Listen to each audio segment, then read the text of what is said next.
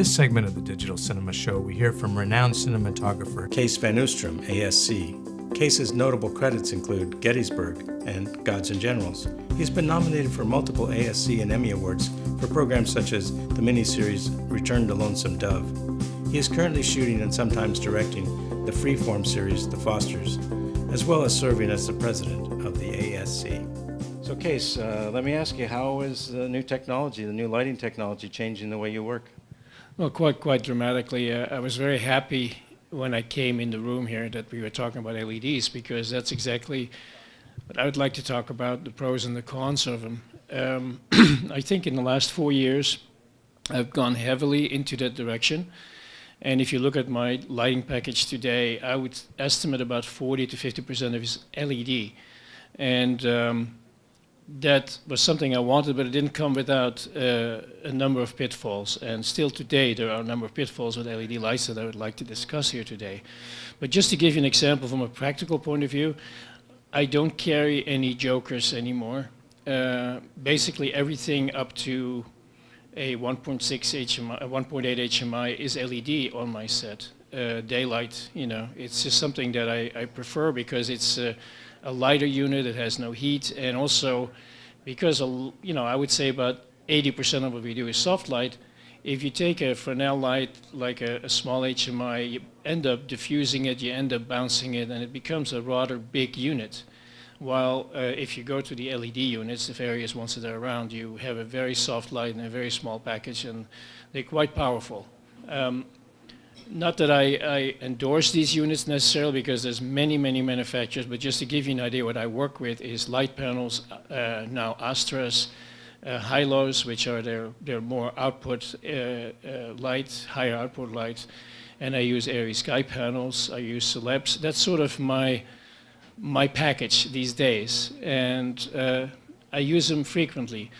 Now, one of the problems I've had over the years, and it's getting better, but you still have to be very aware of it, is that LEDs are not the same light source as a tungsten light, not even as an HMI, although they're closer to the HMI family than they are to tungsten, because it's not really a full spectrum lamp. And I know that the manufacturers have been working really hard to give us a light that actually matches a full spectrum light like a tungsten light.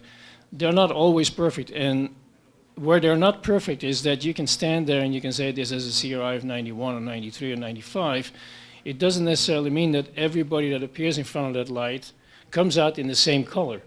And especially if you have multiple color faces in the shot, you certainly realize that one turns out quite a bit greener than the other, or quite a bit more magenta. It's always in the green and the magenta area that you start seeing the shortcomings of what I call the shortcomings of the LED in general.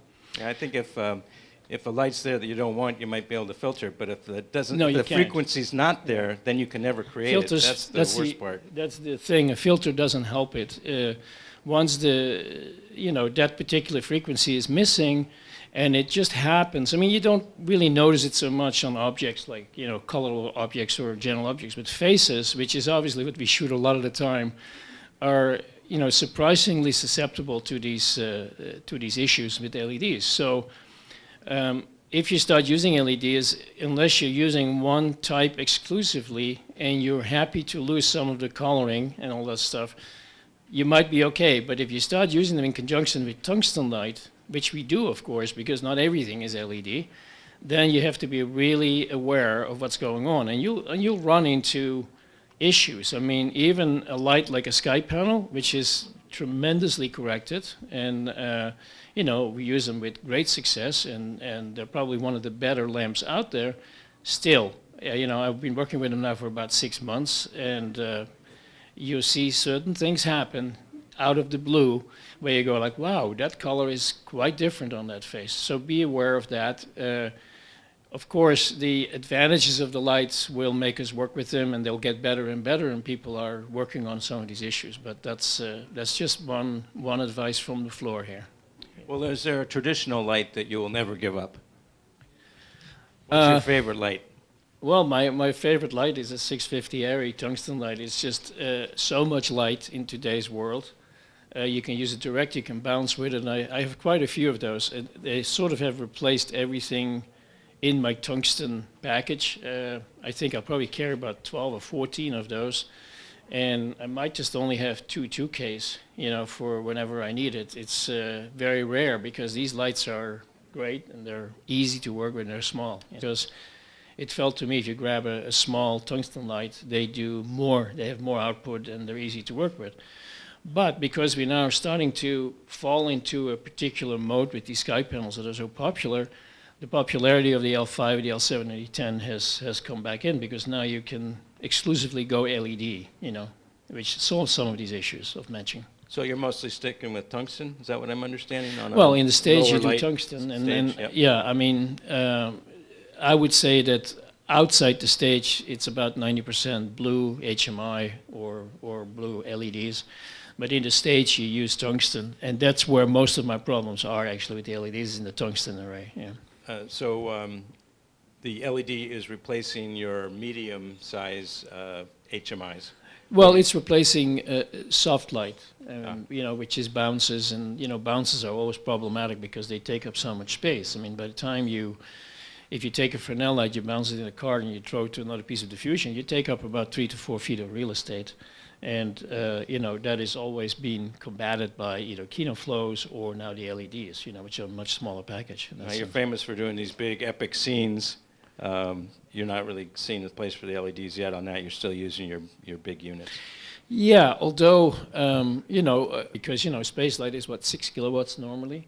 And now you're only running maybe, 10 amps to it, and where it saves the most is in cabling and and all the rigging and all that stuff. Yeah. So and this one's bicolor, and we've got it dimmed down about half, 50%. Yeah.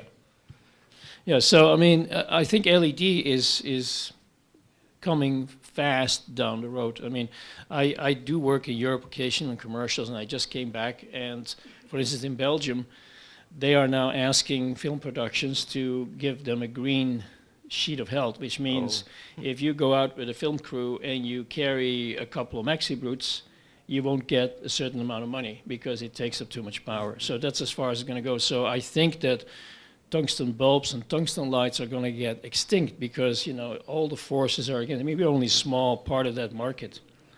They also told me that a 2K globe right now, I don't know what it was, but it's quadrupled in 2 years' time.